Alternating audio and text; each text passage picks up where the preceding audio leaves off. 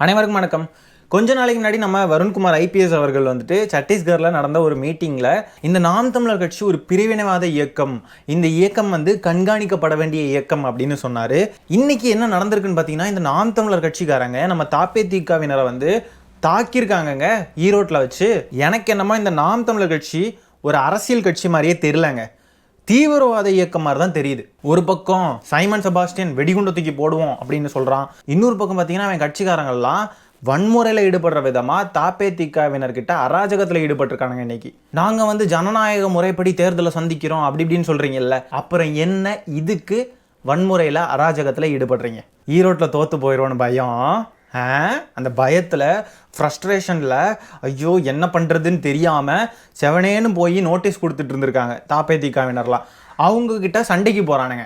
அதில் ஒரு தாப்பேதிகா தோழர் என்ன சொல்லிட்டார் அப்படின்னா, நான் வந்து பெட்ரோல் பாம்பு வீசுவேன் உங்கள் மேலெல்லாம் அப்படின்னு சொல்லிட்டார். இதுக்கு நாம் தமிழர் கட்சிகள்லாம் ஐயோ ஐயோ பெட்ரோல் பாம்பு வீசுவேன்னு சொல்லிட்டாங்க, போலீஸ் போலீஸ் போலீஸ் ஓடியாங்க ஓடியாங்க ஓடியாங்க, நடவடிக்கை எடுங்க அப்படின்னு சொல்லி அழுதுகிட்டு இருக்கிறானுங்க. அவர் என்ன தப்பாக சொல்லிட்டாரு? பெட்ரோல் பாம்பு வீசுவேன் அப்படின்னு தானே சொன்னார். உங்கள் சைமன் செபாஸ்டியன் குண்டு வச்சிருக்கேன்னு சொன்னான், நான் குண்டு தூக்கி போடுவேன், எங்கள் பிரபாகரன் அண்ணனுடைய குண்டு என்கிட்ட இருக்குது, எங்கள் அண்ணன் எனக்கு வெடிகுண்டு கொடுத்துருக்குறாரு, அந்த வெடிகுண்டை நான் தூக்கி எறிவேன் உங்கள் மேலாம் அப்படின்னு சொல்லி மிரட்டல் விடுத்தானே. அப்போ எங்கடா போனீங்க நீங்கள்லாம்? கேட்டால் சொல்கிறானுங்க, எங்கள் அண்ணன் ஓமையில் சொன்னார்ரா, எங்கள் அண்ணன் ஓமையில் சொன்னார், ஓமையை கூட புரிஞ்சுக்க முடியாமல் இருக்கீங்க நீங்கள் அப்படின்னு கேட்குறானுங்க. இப்போ நாங்கள் என்ன சொல்கிறோம், எங்கள் தோழரும் ஓமையில் தான் சொன்னார், பெட்ரோல் பாம்பு வீசுவேன்னு சொன்னால் என்ன பெட்ரோல் பாம்பை வீசுவாரா? ஓமையில் சொன்னார், ஒரு ஓமைக்கு சொன்னார், ஓமைன்னு எடுத்துக்கோங்க, அதையே நீங்கள் மிரட்டல்னு எடுக்கிறீங்க. அப்படி தான் சைமன் செபாஸ்டியன் விட்டதும் மிரட்டல் தான். எதுக்காக இவனுங்க இந்த மாதிரி விரட்டி அராஜகத்தில் ஈடுபட்டானுங்க அப்படின்னா, நம்ம தாப்பேதிகா தோழர்கள் விநியோகித்த அந்த நோட்டீஸில் சைமன் செபாஸ்டியனை ஆர்எஸ்எஸ் காரை மாதிரி சித்தரிச்சு இருந்துச்சான். அதனால தான் இவனுங்க போய் கேட்டானுங்களாம், தட்டி கேட்டானுங்களாம். இப்போ நான் என்ன சொல்கிறேன், நாங்களும் தான் எல்லா வீடியோலையும் பேக்ரவுண்டில் சைமன் செபாஸ்டியனை ஆர்எஸ்எஸ் காரனா சித்தரித்து போடுறோம். இதுக்காக வந்து எங்கள் மேலே வெடிகுண்டு வீசுவீங்களா நீங்கள்?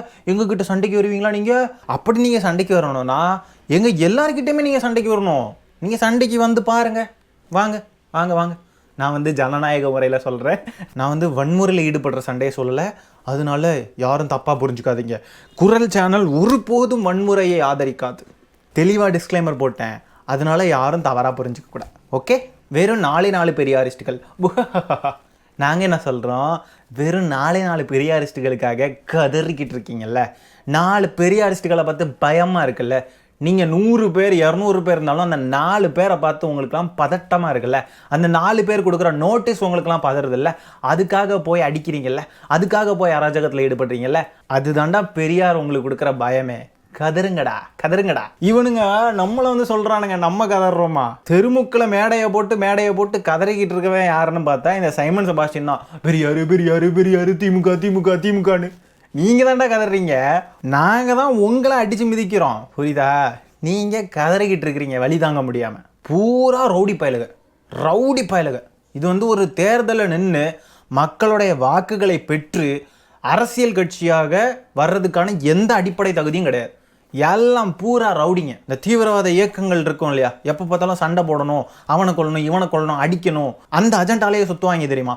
அந்த மாதிரி இவனுங்களும் ஒரு அஜெண்டாவோடய தான் சுற்றுறானுங்க. அதுக்காகவே தான் இந்த கட்சி பயணிச்சுக்கிட்டு இருக்கு. தந்தை பெரியாரை பேசணும், இங்கே ஒரு கலவரத்தை உண்டாக்கணும், இங்கே சட்டம் ஒழுங்கு பிரச்சனை ஏற்படணும், இங்கே வந்து எப்படியாவது எல்லாரும் பிரிஞ்சிடணும். ஒரு பக்கம் பார்த்தா சைமன் செபாஸ்டியன் போகிற ஊர்ல எல்லாம் ஜாதி பிரச்சனையை ஏற்படுத்துகிற மாதிரி ஜாதிகளை தரக்குறைவாக பேசுகிறான், ஒரு சமூகத்தை தரக்குறைவாக பேசுகிறான், அருந்ததியினர் மக்களை வந்து வந்தேறின்னு சொல்கிறான், ஒவ்வொரு ஜாதியையுமே வந்து தப்பாக பேசிக்கிட்டு போகிறான் ஒவ்வொரு இடத்துலையுமே.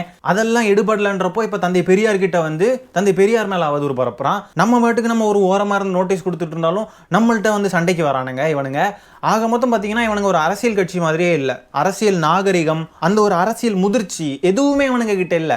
ஒரு தீவிரவாத இயக்கம் மட்டும் தான் இவனுங்க செயல்பட்டுக்கிட்டு இருக்கிறானுங்க. 4-5 பேர் தனியாக ஒரு வாரமாக நோட்டீஸ் கொடுத்துட்டு இருந்திருக்காங்க.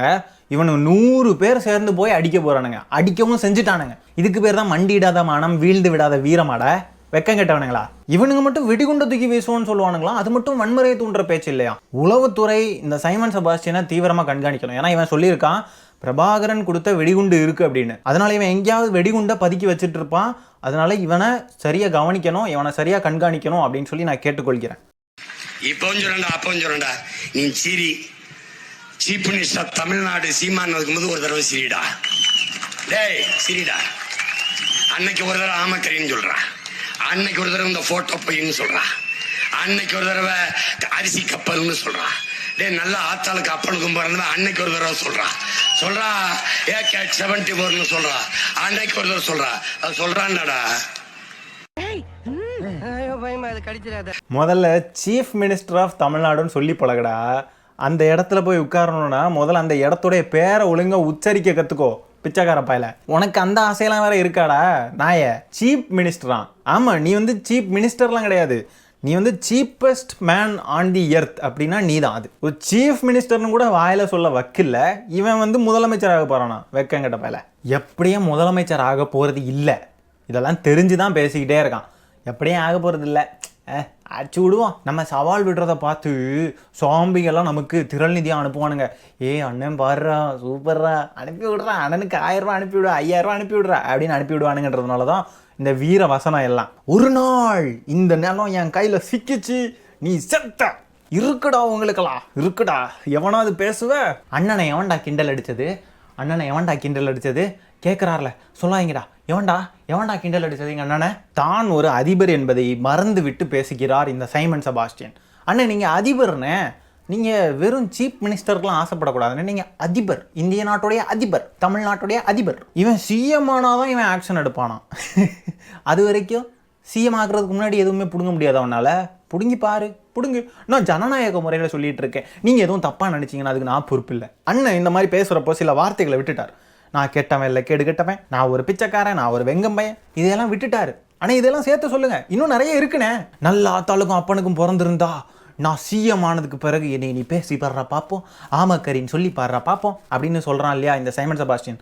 எவனாவது ஒருத்தன் கூட்டத்துக்குள்ளே புகுந்து நீ நல்ல ஆத்தாளுக்கு அப்பனுக்கு பிறந்திருந்தனா முதல்ல நீ சீஃப் மினிஸ்டர் ஆயிடுறா பார்ப்போம், ஏன் குறைஞ்சபட்சம் நல்ல ஆத்தாளுக்கு அப்பனுக்கும் பிறந்திருந்தனா டெபாசிட்டாவது வாங்கி காட்டிடுறா பார்ப்போம் அப்படின்னு எவனாவது கேட்டுற போகிறான் பார்த்து.